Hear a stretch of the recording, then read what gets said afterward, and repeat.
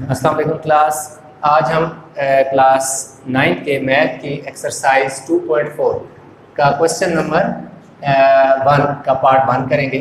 इसमें वो question number 1 में कहते हैं use law of exponent to simplify. तो ये हमारे पास जो क्वेश्चन नंबर 1 का पार्ट 1 दिया हुआ है 243 की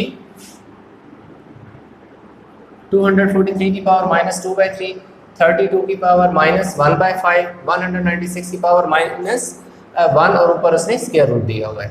तो ये इसमें हमें ये कह रहा है कि लॉ ऑफ एक्सपोनेंट को यूज़ करते हुए इसको सिंप्लीफाई करें। अब क्या है कि लॉ ऑफ एक्सपोनेंट क्या होता है, जैसे हम क्वेश्चन को आगे कैरी ऑन करेंगे तो ये चीज़ें आपको क्लियर होती जाएंगी। तो सबसे पहले हमने क्या किया, 243, 32 और 196 जो है इसका यहाँ पर साइड पे एक एलसीएम मैंने ले लिया पहले से। 243 का एलसीएम 3 को 5 दफ़ा यानी 3 5 टाइम मल्टीप्लाई होता है तो 243 होता है। इसी तरह 2 जो 5 टाइम मल्टीप्लाई होता है तो 32 होता है।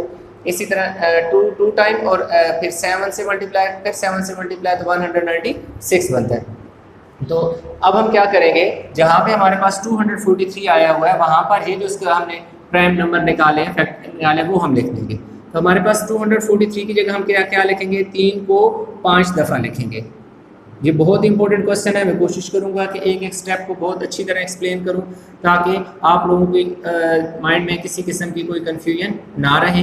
बोर्ड के पॉइंट ऑफ व्यू से ये बहुत ही इंपॉर्टेंट क्वेश्चन है, लिहाजा आपने बहुत तवज्जो से इसको समझना है।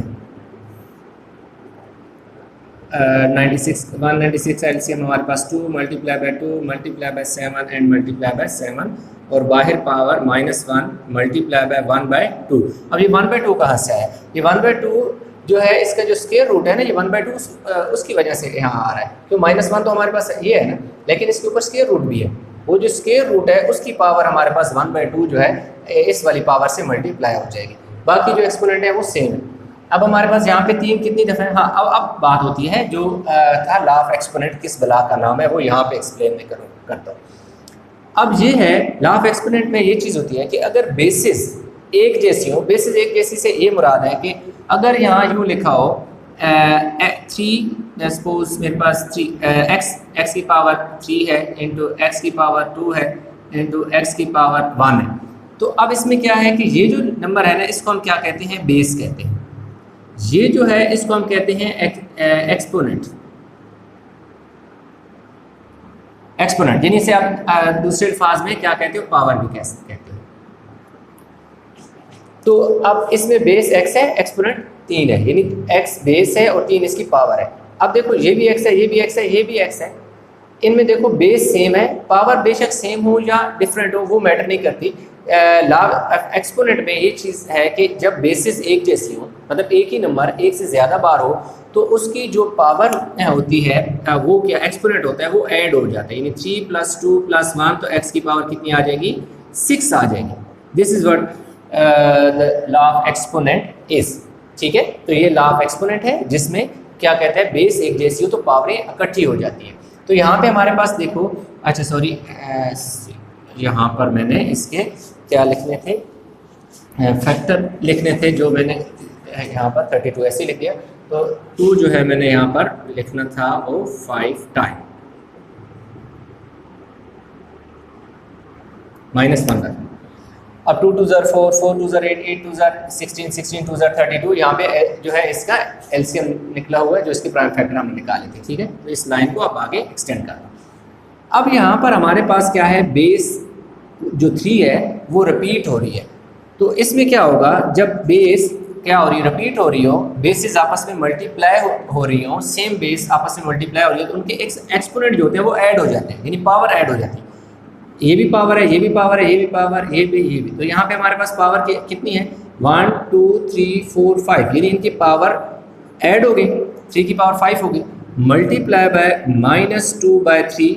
ये कौन, बाहर वाली पावर अंदर वाली पावर से मल्टीप्लाई होगी, अंदर वाली पावरें ऐड होंगी क्योंकि अंदर तो क्या है, बेसिस एक जैसी है, लेकिन बाहर जो ब्रैकेट के बाहर जो पावर होती है वो क्या होती है, अंदर वाली पावर से मल्टीप्लाई होती है। लाइक अगर मेरे पास x की पावर 3 हो और बाहर क्या लिखा हो 2 हो तो ये क्या हो जाएगा, 2 3 ज़ार या 3 2 ज़ार 6 इस तरह।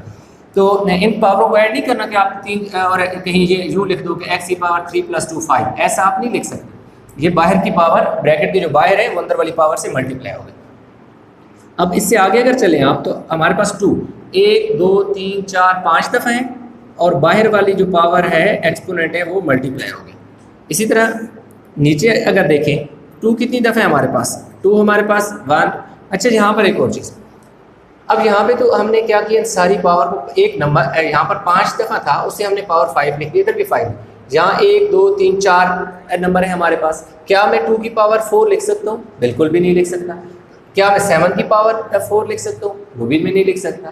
तो क्यों नहीं लिख सकता? उसकी रीज़न है, उसकी रीज़न ये है कि देखो जो बेसिस है वो ये दो एक जैसी हैं, इसी तरह ये वाली दो बेसिस एक जैसी हैं। इस 7 की पावर 7 पे तो इकट्ठी ऐड हो सकती है, लेकिन 7 की पावर 2 पे इकट्ठी नहीं हो सकती। इसी तरह जो 2 की पावर है वो आपस में इस 2 पे ऐड हो गए, 1 + 1 2 हो सकता है, लेकिन ये वाला 7 जो है इसकी जो पावर है वो 2 पे नहीं आ सकती। क्यों? बेसिस डिफरेंट है। यही तो लॉ ऑफ एक्सपोनेंट में बताया जाता है कि कहते हैं कि जो बेस एक जैसी हो उसी की पावर आपस में इकट्ठी होगी, बेस डिफरेंट होगी, पावर्स ऐड नहीं होगी। तो इसलिए यहाँ पर हमारे पास 7 की पावर 2 और 2 की पावर 2 और बाहर हमारे पास क्या आ जाएगा -1/2। -1/2 किस तरह? जब -1 से मल्टीप्लाई हुआ तो क्या हो गया? -1/2 हो गया। अब हमारे पास क्या है कि ये वाला 5 इस 5 से कैंसिल हो गया, ये 3 और 5 तो कैंसिल नहीं हो सकते, लिहाजा ये जो 5 है इस ऊपर वाले 2 से मल्टीप्लाई होके 3 की पावर -5 2 10 और 3 हो गया। और यहाँ पे हमारे पास 2 की पावर -1 बच गया और यहाँ पे 2 की पावर 2 और -1/2 जो क्या है बाहर लिखी हुई है ये वाली। इसी तरह 7 की पावर 2 अपनी है और -1/2 जो है वो कौन सी है? बाहर वाली पावर है। अब हमारे पास क्या होगा? ये वाला 2 इस 2 से कट गया, ये वाला 2 इस 2 से कट गया। ऊपर हमारे पास, इसको मैं यहाँ पे क्वेश्चन को लिख लेता हूँ मज़ीद आगे। अब देखो 3 की पावर मेरे पास 10 है ना, -10 इंटू 2 की पावर -1, नीचे 2 की पावर -1, 7 की पावर -1। कैसे? 2 की जो ये वाला 2 था इस 2 से काट गया तो ऊपर क्या बचा? ये वाला 2 इस 2 से काट गया तो 2 की पावर -1 आ गया। मल्टीप्लाई मैंने इसी तरह डाल दिया। 7 की ये पावर 2 थी ये वाली और 1/2 ये नीचे वाला 2 आपस में कैंसिल हो गए, -1 बच गया। अब ये जो 2 की पावर -1 है इसी तरह ये भी 2 की पावर -1 है तो ये पूरे का पूरा कट जाएगा हमारे पास। अब हमारे पास ये जो 7 की पावर -1 है ये 7 की पावर -1 ऊपर जाके +1 हो जाएगा।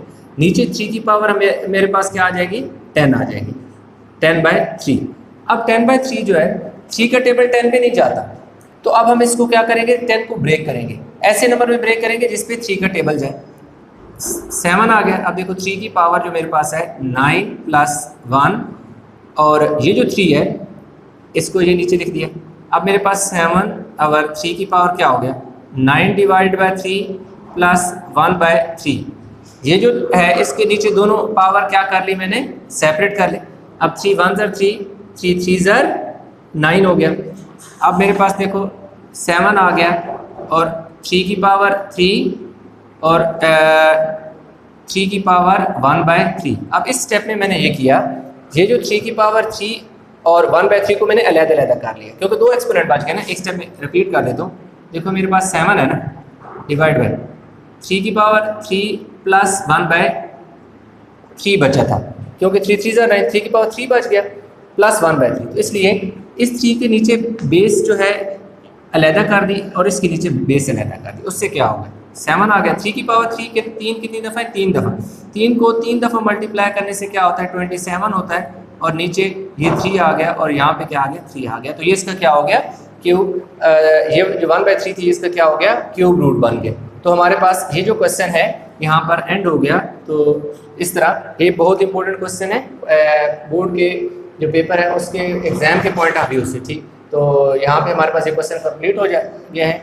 उम्मीद करता हूँ कि आपको ये क्वेश्चन समझ आया होगा। अगर आपको ये वीडियो अच्छी लगी हो तो लाइक शेयर ज़रूर कर दीजिएगा और अगर आपको अपने चैनल अभी तक सब्सक्राइब नहीं किया हुआ तो वो भी काइंडली जो है सब्सक्राइब कर दीजिएगा ताकि हर नई आने वाली वीडियो आपको का नोटिफिकेशन आपको मिलता रहे। बहुत शुक्रिया।